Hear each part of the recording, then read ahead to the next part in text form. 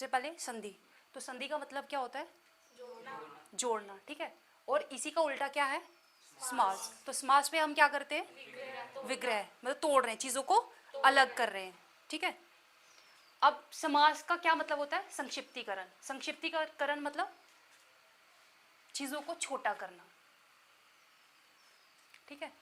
तो ये चीजों का क्या है? एक छोटा रूप है, ठीक है। बड़ी बड़ी चीजें नवग्रह, ठीक है, लेकिन हम उसको छोटा करके लिख रहे हैं नवग्रह, लेकिन उसको एक्सप्लेनेशन उसकी बड़ी होगी, ठीक है। हाँ बोल। हाँ, नवग्रहों वाला, ठीक है। और इसमें क्या होता है कि क्रिया, क्रिया क्या होती है? क्रिया, किसी काम को अपना मतलब उसके प्रोसेस। हाँ, मतलब इंग्लिश में हम इसको क्या बोलेंगे? वर्ब। देखो, जब चीजें हम को रिलेशन से, हम इंग्लिश हिंदी दोनों को को रिलेट करके पढ़ेंगे ना, तो हमारे कंसेप्ट क्या होंगे? अच्छे से क्लियर हो जाएंगे, ठीक है, होंगे क्लियर, ठीक है। अब हमें पता चल गया कंपाउंड वर्ड्स हमने पढ़े हैं, ठीक है। कंपाउंड वर्ड्स ही समास है, ठीक है। अब क्या है कि समास क्या है? कि चीजों का संक्षिप्तीकरण, ठीक है, मतलब छोटा करना, ठीक है। जैसे कंपाउंड वर्ड्स मैंने आपको एग्जांपल दी, टूथपेस्ट, दो चीजें, दो वर्ड्स हैं, टूथ पेस्ट, ठीक है, हेयर कट, हैंड वॉश, हाँ, ठीक है। तो ये है समास, दो वर्ड्स को हम इकट्ठा करके लिख रहे हैं, ठीक है, उन्हीं को जब विग्रह कर रहे हैं तो वही समास है, ठीक है। और ये छोटा रूप है, ठीक है। छोटा रूप क्या है कि मतलब कि छोटे शब्द, बट उनमें से जो उनका मीनिंग, अर्थ निकल रहा है वो बहुत बड़ा है। जैसे हम लोकंतियां करते हैं, मुहावरे करते हैं, ठीक है, जैसे गागर में सागर, इसका मतलब क्या है? मतलब बहुत इंटेलिजेंट पर्सन, ठीक है, एक बहुत ही काबिल इंसान, ठीक है।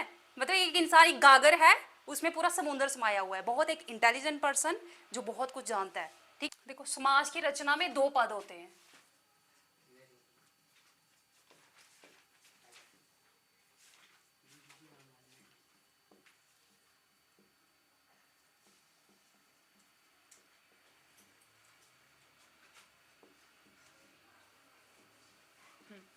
समास की रचना में कितने पद होते हैं?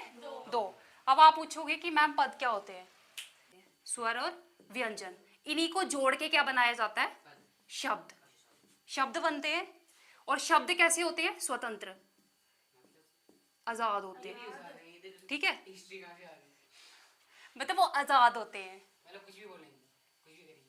मतलब क्या है कि जैसे फॉर एग्जाम्पल मैंने बोला कि राजा रानी, ठीक है, ये दो बाघ, ठीक है, ये तीन शब्द हैं, ये स्वतंत्र है, ठीक है, क्योंकि ये क्या है? तीन शब्द हैं, ठीक है।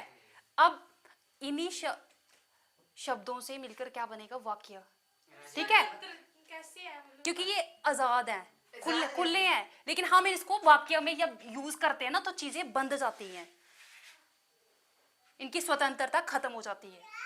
देखो, हम क्या लिखेंगे?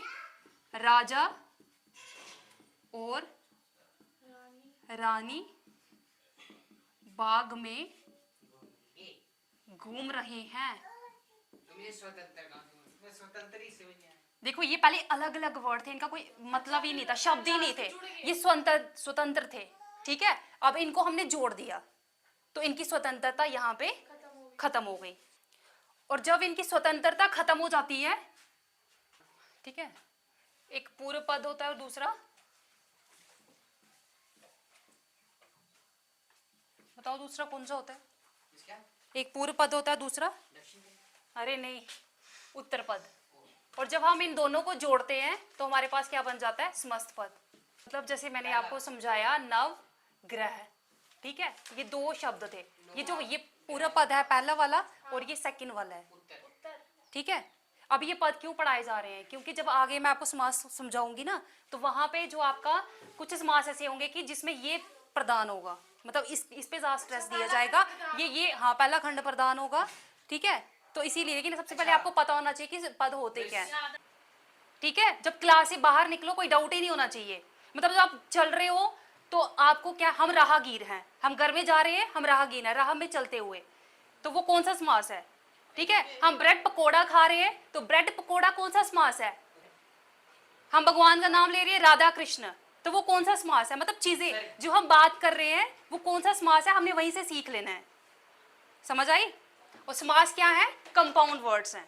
मतलब जब दो शब्द, कंपाउंड मतलब एक से ज्यादा, दो शब्दों को जब जोड़ के हम कुछ शब्द बनाते हैं उसको समास बोलते हैं। और आपके सिलेबस में क्या है कि समास को विग्रह करना, अलग अलग करना, ठीक है। अब विग्रह हम अकॉर्डिंग टू रूल करते हैं, ऐसे अपनी मर्जी से नहीं कि शब्द को तोड़ के लिख लिया और बस हो गया, ऐसा कुछ नहीं होता है, ठीक है। अब इसमें अलग अलग समास हैं, जैसे अविभाव, तत्पुरुष, कर्मधारय, द्विगु, बहुव्रीहि, द्वंद्व, ठीक है। अब हम एक एक को समझेंगे, जब हम एक एक को समझेंगे तो हमें इनमें क्या फर्क है वो हमें अपने आप समझ आ जाएगा, ठीक है।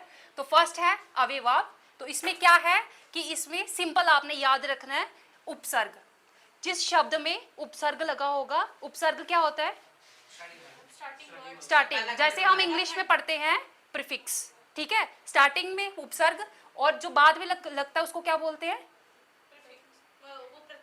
प्रत्यय, ठीक है। इंग्लिश में हम क्या पढ़ते हैं? सुफिक्स, ठीक है। सुफिक्स, प्रत्यय सुफिक्स है और प्रीफिक्स है उपसर्ग, ठीक है।